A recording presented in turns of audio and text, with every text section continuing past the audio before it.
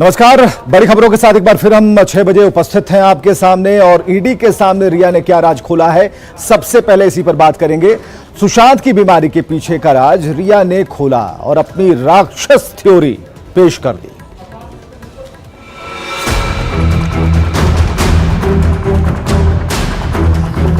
कब लेके इंतजार कर रहा है,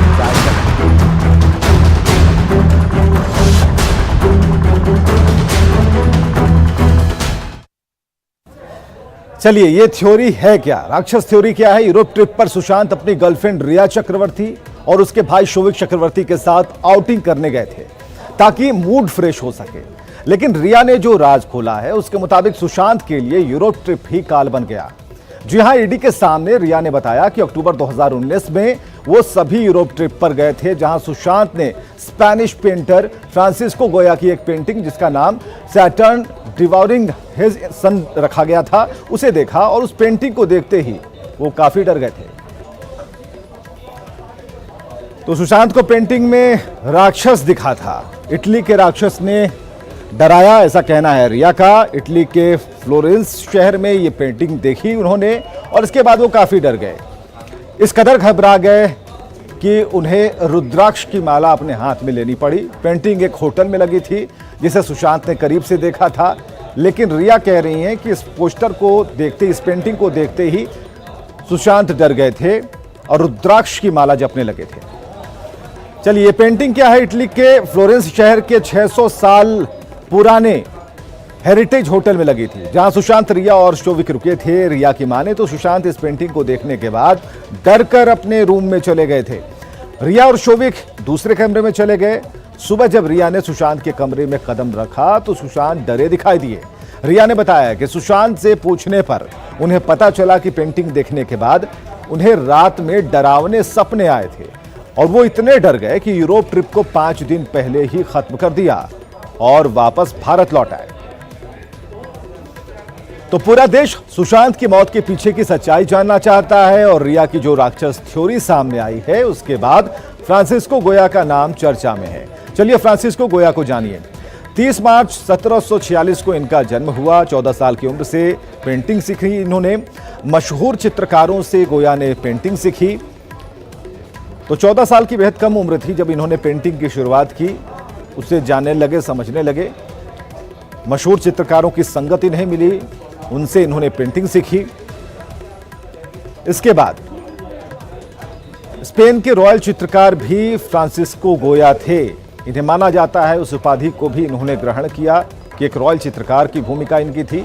1773 में गोया की जोसेफा बायू से शादी हुई। तो ये पूरी जानकारी हम दे रहे हैं कि आखिर उस राक्षस वाली पेंटिंग के पीछे जो कलाकार है उनका व्यक्तित्व क्या था। तो फ्रांसिस्को गोया कोई ऐसे वैसे पेंटर नहीं थे, वो एक मशहूर पेंटर थे और स्पेन के रॉयल चित्रकार के रूप में कार्यरत रहे। फ्रांसिस्को की एक अद्भुत पेंटिंग्स भी है, लेकिन 1793 में फ्रांसिस्को की तबीयत बिगड़ी।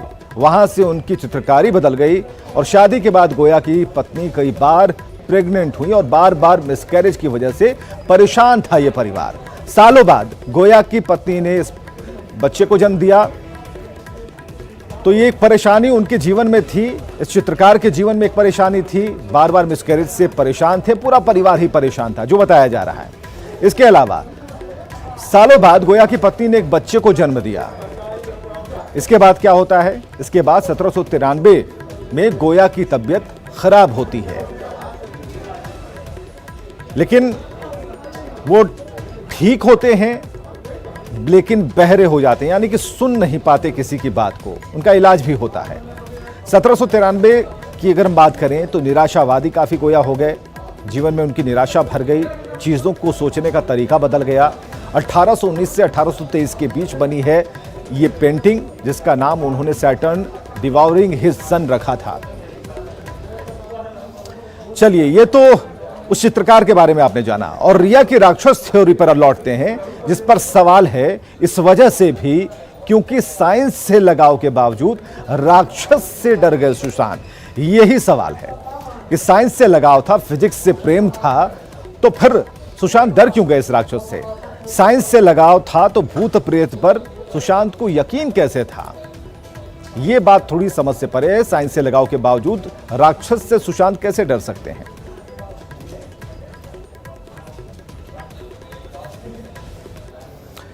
तो तंत्र मंत्र के मायाजाल का खुलासा बिहार पुलिस ने मुंबई में जांच के वक्त ही कर दिया था। सुशांत के बैंक स्टेटमेंट में पूजा पाठ के नाम पर 2 महीने में 3 लाख खर्च किए गए थे। यूरोप ट्रिप जाने से पहले हो चुकी थी तांत्रिक की एंट्री और रिया की मां सुशांत के घर लाती थी एक तांत्रिक को। 2 महीने में तंत्र मंत्र पर 3 लाख रुपए खर्च किए गए। सुशांत के जो बैंक स्टेटमेंट है वो इसकी गवाही दे रहे हैं कितने रुपए निकले। 14 जुलाई से 15 अगस्त के बीच 3 लाख रुपए खर्च कर दिए गए, जो बताया गया कि यह तंत्र विद्या के गर्भ में चला गया। तो क्या तंत्र मंत्र का सुशांत पर कोई बड़ा असर था? सवाल यह भी है। चलिए इसके बाद आते हैं हम कि सुशांत के सीए संदीप श्रीधर हैं, जिन्होंने ईडी से पूछताछ में एक बड़ा खुलासा कर दिया है। संदीप ने ईडी को बताया है कि 26 नवंबर 2019 को सुशांत सिंह ने संदीप श्रीधर को 2 एफडी करने के लिए कहा था। 2 दिन बाद सुशांत ने एफडी तोड़ने को कहा, जो सीए बता रहे हैं, संदीप कहते हैं। तो 26 नवंबर को सुशांत ने 2 एफडी कराई थी, जो सीए का कहना है, और इसके बाद 2 दिन बाद ही वो एफडी तोड़ दी जाती है सुशांत के कहने पर, जो अभी सीए बता रहे हैं। एक 2 करोड़ की और एक 2 करोड़ 25 लाख कॉल करके सुशांत ने ये एफडी तोड़वाई थी। सीए को कॉल किया उन्होंने, जैसा कि वो बता रहे हैं संदीप श्रीधर, और एफडी पर एक बड़ा खुलासा किया है और पूरी जो बैंक डिटेल्स है ये अब सामने आ चुकी है।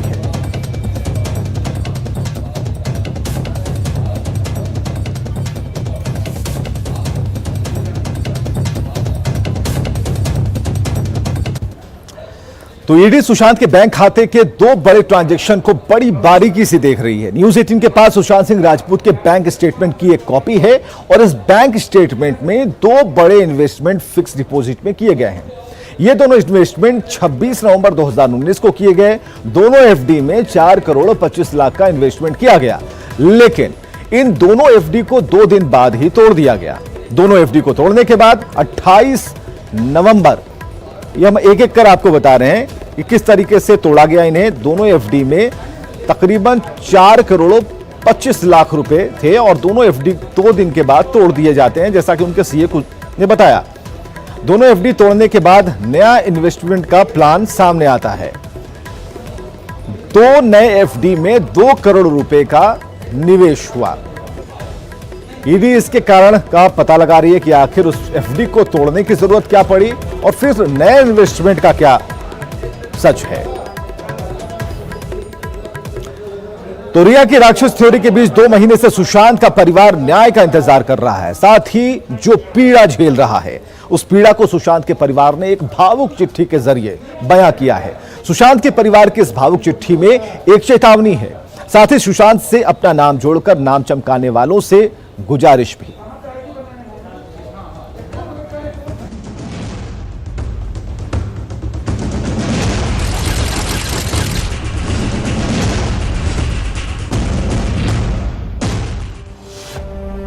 कुछ साल पहले की ही बात है। ना कोई सुशांत को जानता था, ना उसके परिवार को।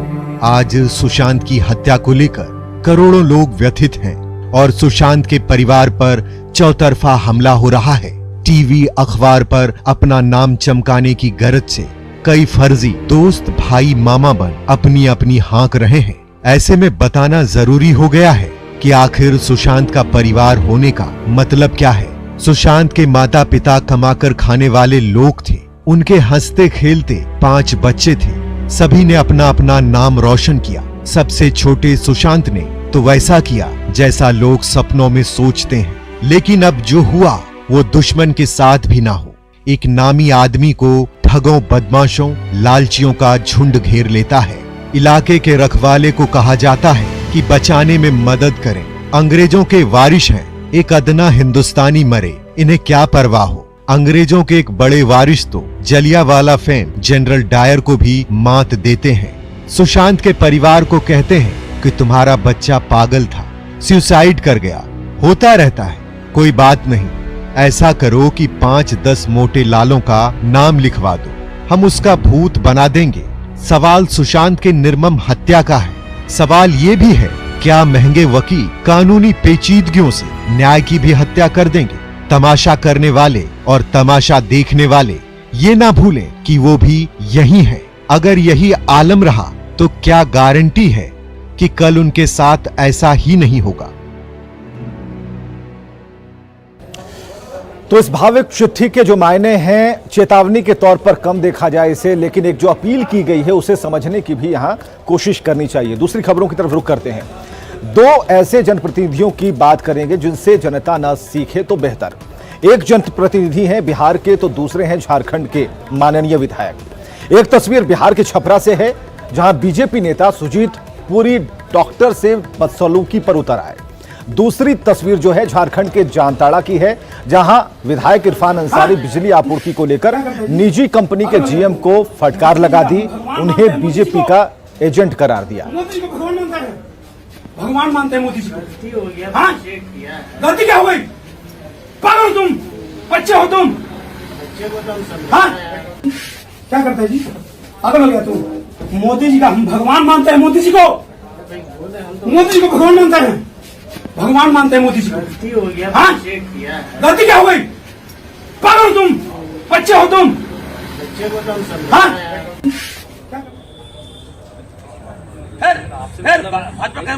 अभी आप हैं, आपके सामने बात नहीं करेगा तुम हमसे।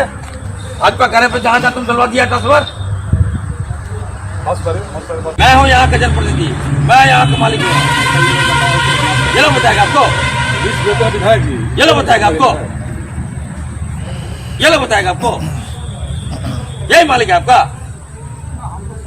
और ज्यादा बताते रहे, सुधारिए अपना। सुनो कोई बात, ये अभी कहा जहाँ पे बच्चा ट्रीट किया है वहाँ दलित जहाँ है वहाँ नहीं लगे ट्रांसफर।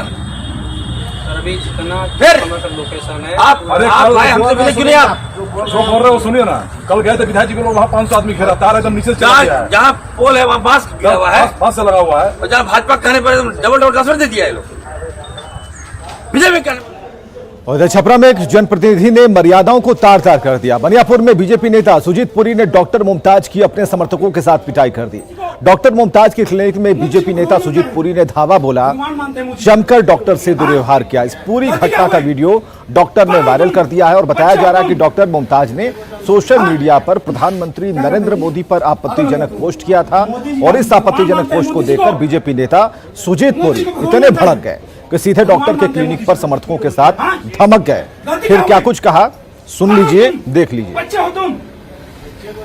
हाँ? क्या करते हैं जी? पागल हो गया तुम। मोदी जी का हम भगवान मानते हैं मोदी जी को। मोदी जी को भगवान मानते हैं।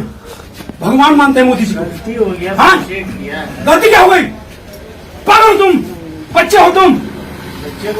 हाँ? चलिए, बात यही खत्म नहीं होती। देखिए एक और विधायक जी की हनक, और ये झारखंड के जामताड़ा से कांग्रेस विधायक इरफान अंसारी हैं। विधायक इरफान अंसारी अपने विवादित बयानों से अक्सर सुर्खियों में रहते हैं, लेकिन इस बार उन्होंने अपना आपा खो दिया।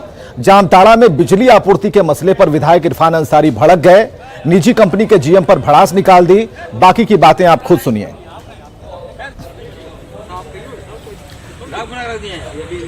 भाजपा कहने पे 4 फुट लगेगा यार। भाजपा मालिक हमारा। भाजपा कहने पर अभी आप हैं, आपके सामने बात नहीं करेगा तुम हमसे। भाजपा कहने पे जहाँ जहाँ तुम चलवा दिया ट्रांसफर। बात करता उल्टा पुल्टा यहाँ पर।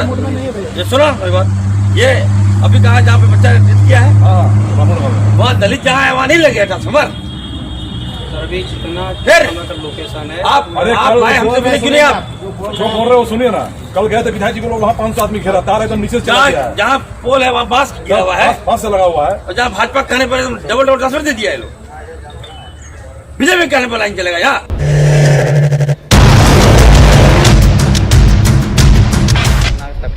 खाए पिए के दिक्कत है, कल के दिक्कत है, पानी के दिक्कत है, अन्न खाए बिनु हमसे मोरैले 2-2 3-3 सांझ पर अपन खाना खाइले।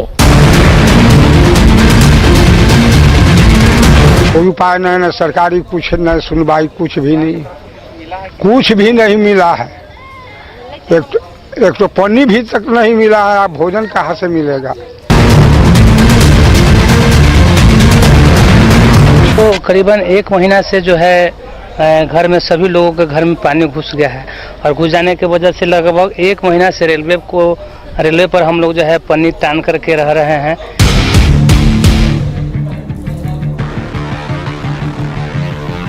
नहीं मिलल, मुखिया तरफ से कुछ मिलल, सरकार तरफ से कुछ मिलल। हम सब 1 महीना से रोड पर भूखे तक रह रहे हैं, न पन्नी का साधन है न कुछ का साधन है। चंदा उसल के पन्नी लगाए हैं। पिछले 30 साल से कटाव का दर्द झेल रहे हैं। इस दर्द को उन्होंने महसूस किया है। कटाव की वजह से कई गांवों की जमीन नदी में समा चुकी है और यह सिलसिला अब तक जारी है। चनपटिया प्रखंड के तुलाराम घाट गांव में तेजी से कटाव हो रहा है। सिकरहना नदी के कटाव की वजह से कई घर नदी में समा चुके हैं, कई घर नदी में समाने को तैयार हैं, लेकिन कटाव रोकने के लिए किसी तरह की व्यवस्था नहीं की गई है, जिसकी वजह से गांव के लोग डरे हुए हैं, सहमे हुए हैं।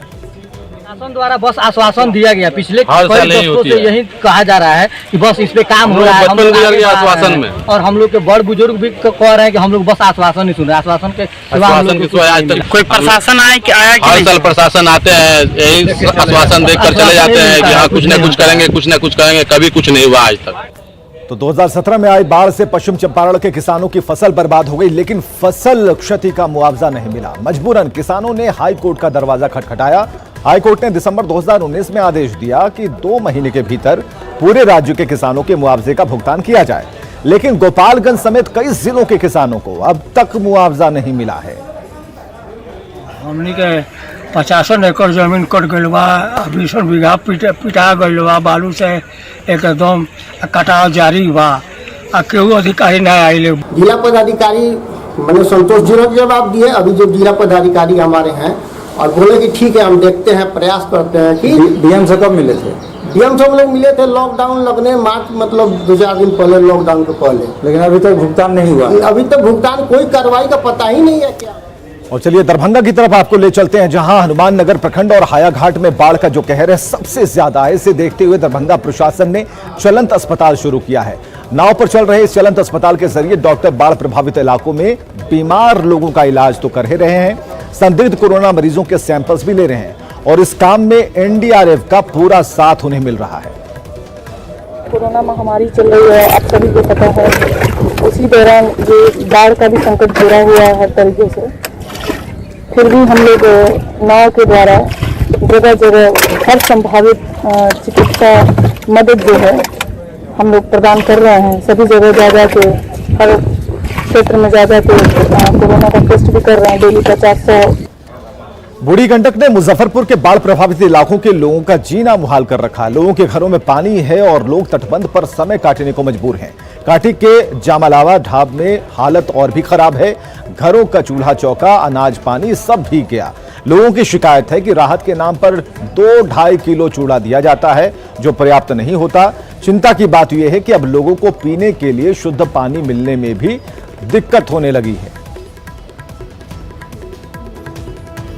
क्या हाल है अंदर? अरे बहुत व्यवस्था खराब है वहाँ के। राहत वगैरह के कल में कुछ पैकेट मिला है, 1-1.5-2 किलो के चना उना, एक आध गो पन्नी के थैली मिला है बस। कितने दिनों के बाद आया? लमसम 10 दिन हो गया। 10 दिन में वही मिला बस। कितना चलेगा? वो तो एको टाइम के भोजन नहीं मिला है। कैसे जब बारिश होता है, अंधेर होता है, तो झोपड़ी को लौट के बिक देते हैं। हम सब बाल बच्चा उसमें बहुत गिंजन से रहते हैं। घर पूरा डूबा हुआ है, छप्पर तक, ओरियानी तक पानी है। तो पानी ही पानी है और जो चापा नल है वो भी पानी में गोते लगा रहा है। हालांकि ये बाढ़ की त्रासदी है, उन प्रभावित इलाकों की तस्वीर है जहां पर समय को काटा जा रहा है। लोग परेशान हैं, लाचार हैं, बेबस हैं, लेकिन आस नहीं छोड़ी है उस मदद की जो सरकार की तरफ से आती है। लेकिन करें तो क्या करें, इंतजार के सिवा इनके पास कोई दूसरा चारा नहीं है। और कोरोना की बात करें तो बिहार में कहर बढ़ता जा रहा। लोगों को घर में रहने की सलाह दी जा रही है, भीड़भाड़ से बचने की नसीहतें दी जा रही हैं। कोरोना का संक्रमण ना फैले इसके लिए कृष्ण जन्माष्टमी में भी श्रद्धालुओं की भीड़ नहीं दिख रही। लेकिन ऐसे कठिन परिस्थिति में घनश्यामपुर थाना क्षेत्र के कन्हई गांव में लोगों ने बार बालाओं का डांस करवा दिया। भगवान के नाम पर हुए इस कार्यक्रम में लोगों ने सोशल डिस्टेंसिंग की धज्जियां उड़ा दी और ये तस्वीर आप देख सकते हैं। जन्माष्टमी पर ये डांस चल रहा है। कोरोना काल में बेशर्मी, भगवान का जन्मदिन था और इस अष्टमी के दिन कुछ और ही हुआ मंच पर।